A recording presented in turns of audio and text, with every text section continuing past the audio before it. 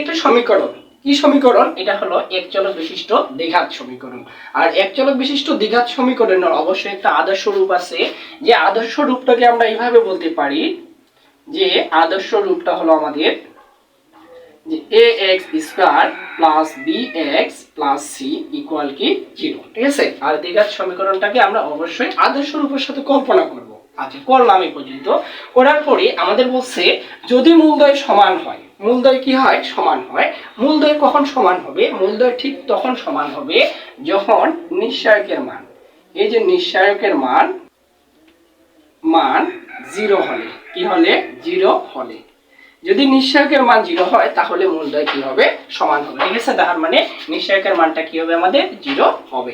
এখন নিশ্চয়কের সূত্রটা আমরা কি জানি? আমরা জানি যে নিশ্চয়ক হলো b square minus 4ac। b square minus কি 4ac সমান আমরা কি লিখতে পারবো? 0 লিখতে পারবো।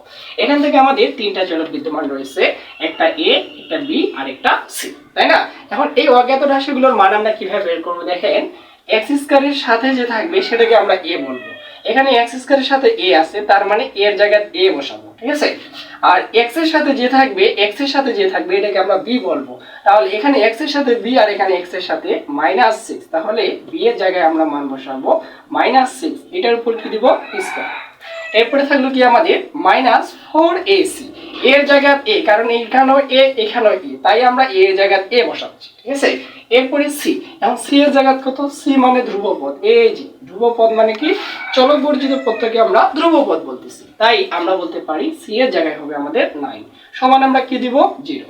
আচ্ছা, এবার ক্যালকুলেশন করি। 6 6 36 minus 4 long 36a equal to 0। তাহলে আমরা লিখতে পারি 36 ইকুয়াল টু 36a। এই যে 36টা এদিকে পার করে দিব, তাহলে 36 ডিভাইডেড 36 ইকুয়াল টু হলো আমাদের a। এই ক্ষেত্রে আমরা পেয়ে গেলাম a এর মান কত? a এর মান হলো আমাদের জাস্ট 1।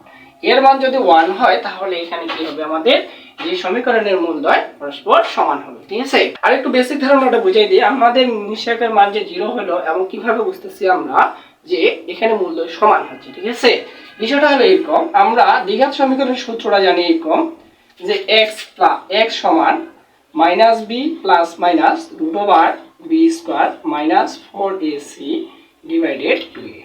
এটা আমরা জানি কি দ্বিঘাত সমীকরণের সমাধানের সূত্র। ঠিক আছে, আচ্ছা, এই যে নিশ্চয়ক, এইটাকে বলতেছে আমরা নিশ্চয়ক। ঠিক আছে, আচ্ছা, এটা যদি আমাদের 0 হয় তাহলে -b প্লাস মাইনাস এই জায়গাটা আমাদের কি 0 না? এটা যদি 0 হয় তাহলে এখানে আমাদের 2a থাকলো।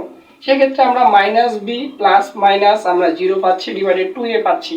এখন আমি যদি বলি x1 এর মান কত? x1 সমান বলবো -b প্লাস 0 মানে তো ওইটাই ডিভাইডেড 2a, আর x2 এর মানটা আমরা কি বলবো? যে -b প্লাস বা -0 মানে এটাই থাকবে ডিভাইডেড 2a। ঠিক আছে, তার মানে এটা পরস্পর কি থাকবে? সমান থাকবে যখন এই নিশ্চয়কের মানটা কি হবে? 0 হবে।